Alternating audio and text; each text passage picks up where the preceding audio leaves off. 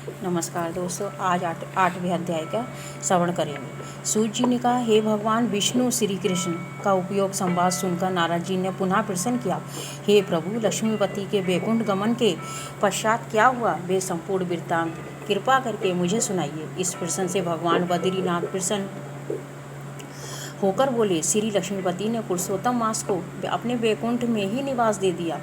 तब वे स्वर्ग का निवासी और सब मासों का अधिपति होकर सानंद भगवान विष्णु के साथ निवास करने लगा।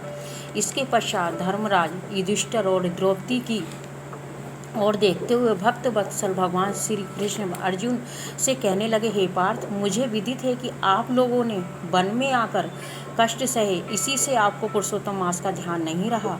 वृंदावन में श्री कृष्ण का प्रिय पुरुषोत्तम मास आदर नहीं पा सका।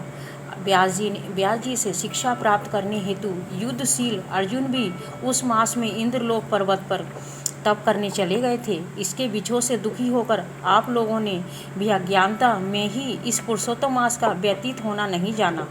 ये सब भाग्यवश ही हुआ है। मैं आपके दुखों के दूसरे कारण का इतिहास कहता हूँ, तुम ध्यान लगाकर सुनो। श्री कृष्ण बोले, हे द्रौपदी, पूर्व जन्म में एक विद्वान ब्राह्मण की पुत्री थी। बाल्य अवस्था बीतने पर ये युक्ति हुई, जवान हुई।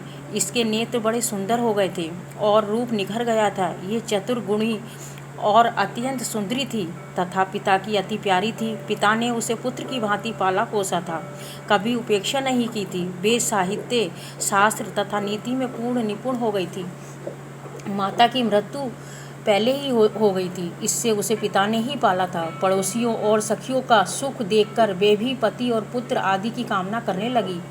विचार करती रहती थी, ऐसे गुणी भाग्यशाली पति पुत्र आदि मुझे किस प्रकार प्राप्त होंगे। उस जन्म में उसके विवाह की व्यवस्था इसके पिता ने नहीं कर पाए थे, इसलिए हर समय यही सोचती रहती थी कि अब क्या किया जाए, किस देव की उपासना की जाए, किस मुनि के समीप जाऊं, कौन सा तीर्थ में जाऊं। मेरा भाग्य क्या सोया हुआ है? मुझे पत्नी रूप में अंगीकार क्यों नहीं करते, स्वीकार क्यों नहीं करता? इतने विद्वान होने पर भी मेरे पिता भाग्य दोष से ही मूर्ख बने हुए हैं कि भाग्य का दोष है। जो विभागी वे होने पर भी मेरे लिए उपयुक्त वर नहीं ढूंढ रहे हैं। मैं अपनी सखियों में प्रमुख बनी हुई हूँ, किंतु फिर भी मैं कुंवारी हूँ।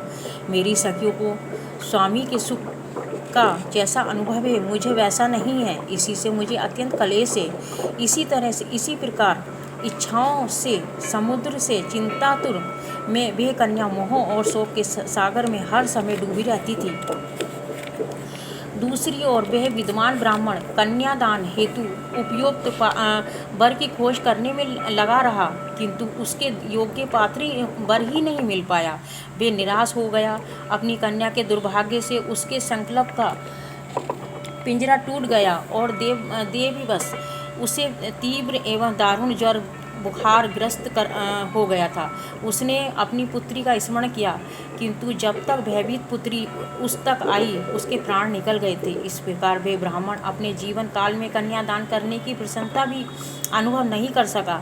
हरिभक्त धर्मात्मा व्यक्ति जिस प्रकार मृत्यु संज्ञा पर ग्रस्त धर्म में पालन किए गए परिश्रम की चिंताएं एवं संसार की सब वासनाएं छोड़कर हरि के साथ अपने को तन्मय कर देते हैं, इसी तरह निपुण ब्राह्मण ने नील कमल की भांति सुंदर तिरभंग ललित स्वरूप श्री हरि पुरुषोत्तम स्वरूप अपना चित्त लगाकर उन्हें स्मरण किया।